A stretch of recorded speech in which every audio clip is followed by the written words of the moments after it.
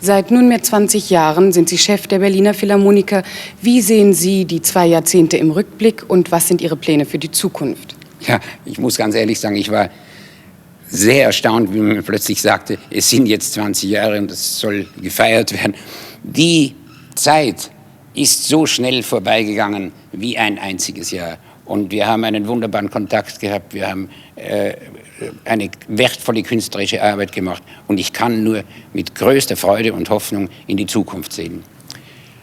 Leider Gottes ist da etwas, was mich mit ernster Sorge erfüllt. Im Kulturleben von Deutschland beginnt sich ein Trend bemerkbar zu machen, dass man nämlich wichtige Schlüsselposten im kulturellen Leben mit Menschen besetzt, die eigentlich damit nichts zu tun haben.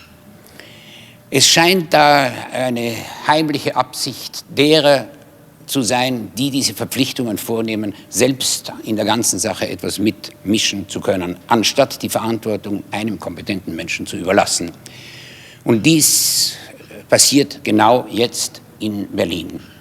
Als Dr. Seefeld nach Wien verpflichtet wurde, war meiner Ansicht nach die einzige Möglichkeit, dass man den Generalmusikdirektor Lorin Maazel kontaktierte und seine Meinung hörte, wie es weitergehen soll.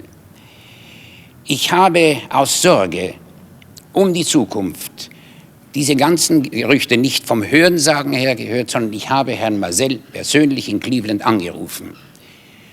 Er hat mir gesagt, dass mit ihm vage Gespräche geführt worden seien und ein öffentlicher Briefwechsel stattgefunden habe, aber sonst nichts.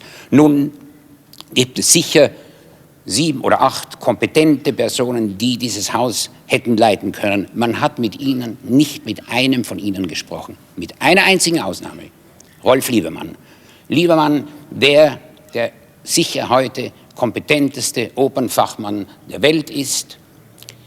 Man hat ihn gefragt und er hat ein hochinteressantes Programm entwickelt.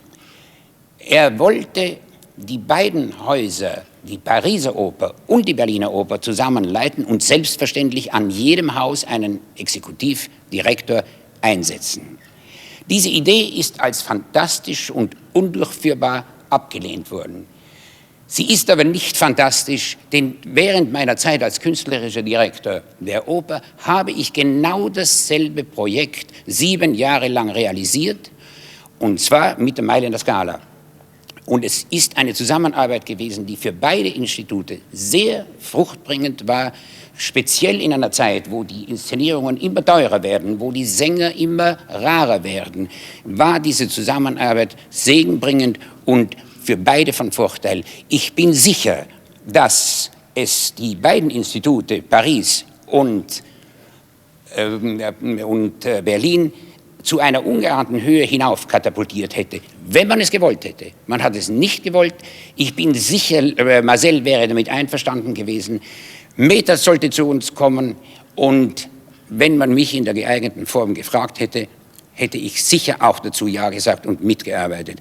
Diese Gelegenheit ist sinnlos verschleudert worden. Und jetzt muss ich fragen, angesichts dieser Tatsachen, ist es richtig, dass die Sorge um ein Opernhaus, das potenziell das Beste der Welt sein könnte, und die Verwaltung eines Budgets von über 40 Millionen in die Hände von jemand gegeben werden, der in diesem Beruf ein reiner Anfänger ist?